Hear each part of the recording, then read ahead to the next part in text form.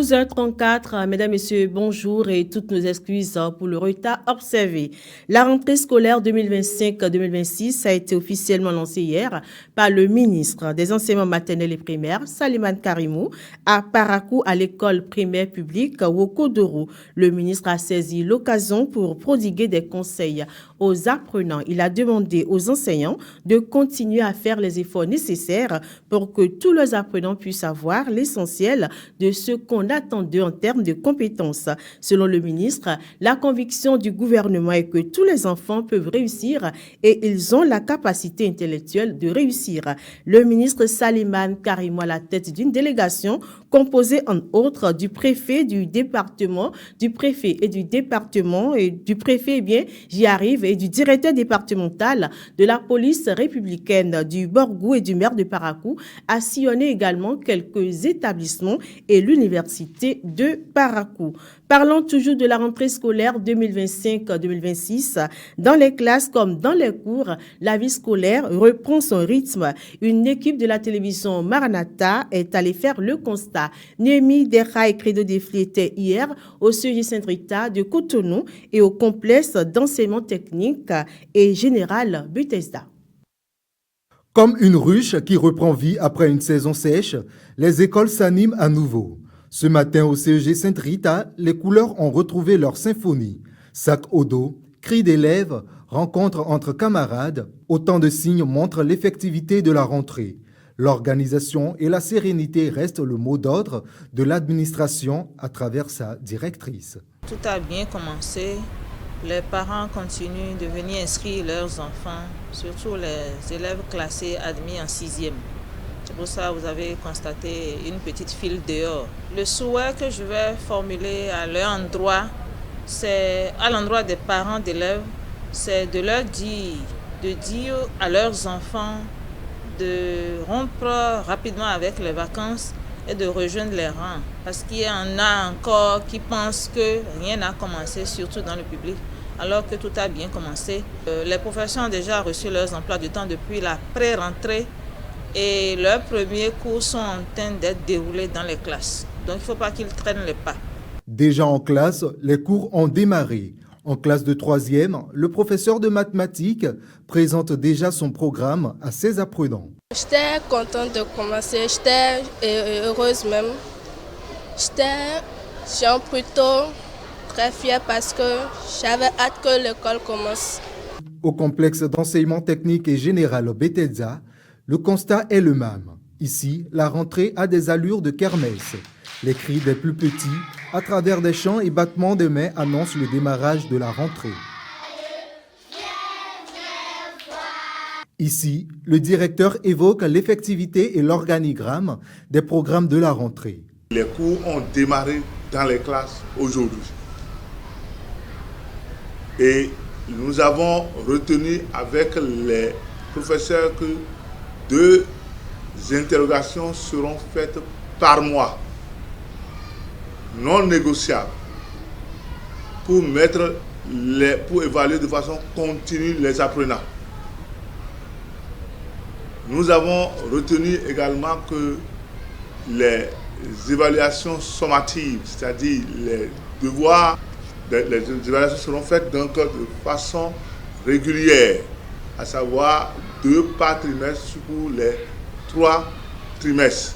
Entre excitation, les élèves expriment leurs sentiments en ce premier jour de la rentrée des classes.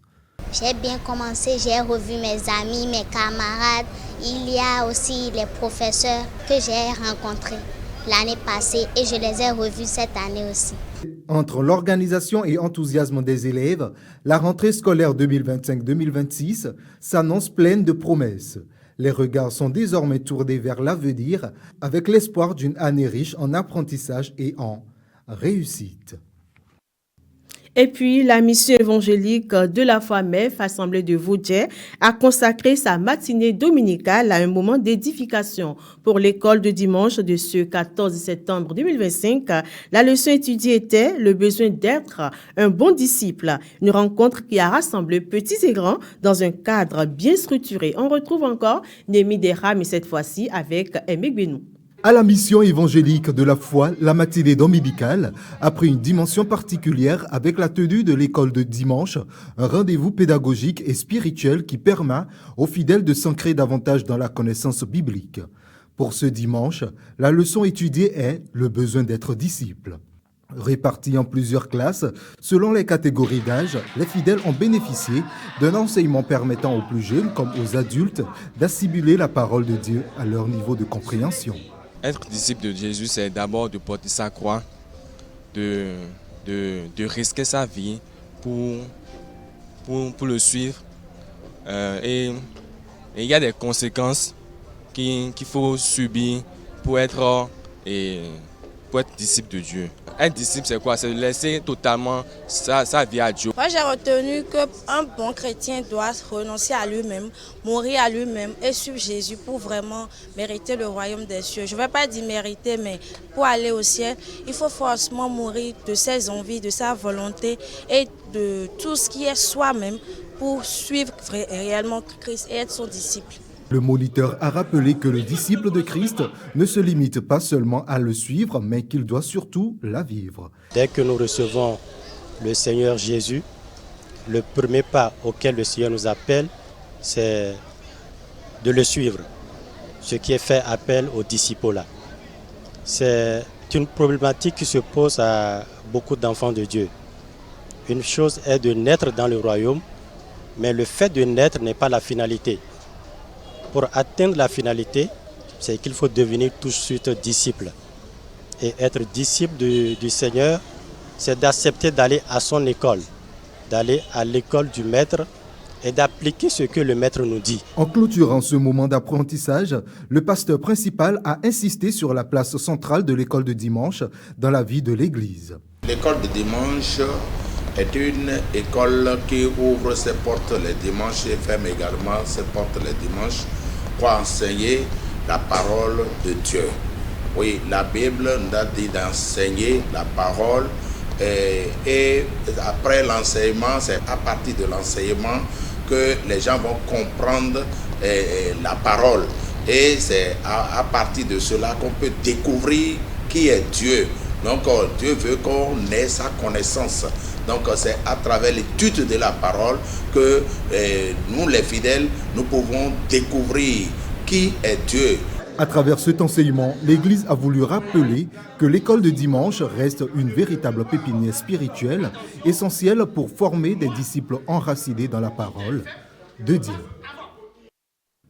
On quitte le Bénin pour les États-Unis. Le président américain Donald Trump a annoncé ce mardi poursuivre le New York Times en justice pour diffamation. Il accuse le journal d'être non seulement un porte-parole du Parti démocrate de gauche radical, mais aussi d'être engagé depuis des décennies contre lui, sa famille et ses affaires. Sur son réseau social Truth, il est écrit « Le New York Times a été autorisé à mentir, calomnier, me diffamer librement pendant beaucoup trop longtemps et cela s'arrête maintenant. Une plainte serait déposée en Floride d'après Donald Trump. Il réclame 15 milliards de dollars de dommages et intérêts.